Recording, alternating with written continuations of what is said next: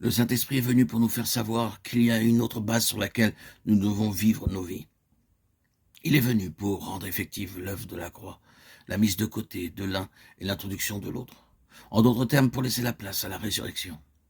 Vous et moi, nous sommes maintenant appelés par le Saint-Esprit à vivre sur la base de sa résurrection, par la vie de résurrection. La résurrection est le trait dominant de cette dispensation. Ce sont des vérités jumelles, la mise de côté de l'un en vue de laisser la place à l'autre. Et le Saint-Esprit est venu pour travailler sur cette base-là. En définitive, tout ceci se trouve rassemblé dans l'homme, dans la gloire. Il est la personnification de toutes ces réalités divines. Il est établi au-delà de toute possibilité d'intervention provenant d'ici-bas. Il se trouve hors de la portée de quelque espèce d'influence de ce monde qui chercherait à altérer l'état des choses. Il est bien au-dessus de tout cela. Et donc, l'Esprit se présente pour prendre en main tout ce qui est personnifié en lui, et pour l'accomplir en nous et dans l'Église. Voilà donc la réponse à la question, pourquoi le Saint-Esprit?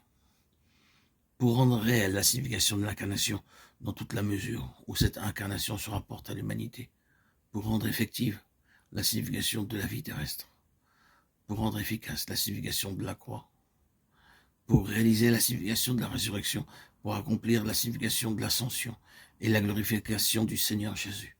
Le Saint-Esprit prend la responsabilité de toutes ces choses dans le but de les réaliser dans les croyants. Ainsi, le Saint-Esprit est entièrement consacré au Seigneur Jésus. Il n'a qu'un seul souci qui englobe et embrasse tout. Il concentre toute son attention et toutes ses ressources sur le Seigneur Jésus pour le rendre glorieux, et cela dans les croyants.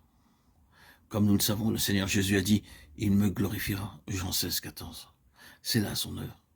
Peut-être est-ce une chose trop familière pour provoquer la moindre sensation, mais je trouve beaucoup de réconfort pour mon cœur à chaque nouvelle contemplation du fait que le grand avènement du Saint-Esprit a été centré sur cette seule réalité et résumé dans cette unique chose, l'accomplissement en vous et en moi, c'est-à-dire dans l'Église, de tout ce que le Seigneur Jésus a été et a fait en tant que Fils de l'homme.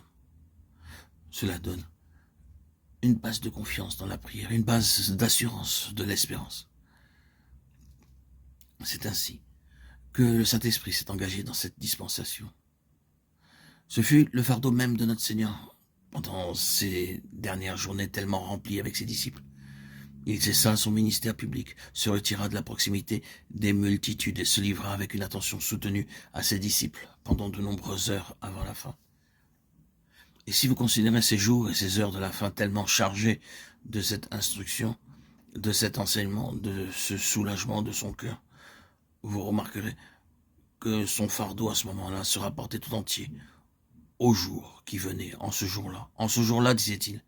Et ce jour-là était celui du Saint-Esprit quand il sera venu. En ce jour-là, quand il sera venu.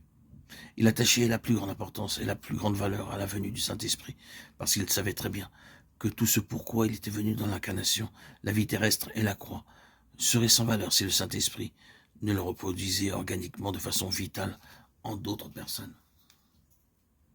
Il a concentré cela dans une déclaration tellement familière. Si le grain de blé ne meurt, il reste seul, mais s'il meurt, il porte beaucoup de fruits. Jean 12, 24.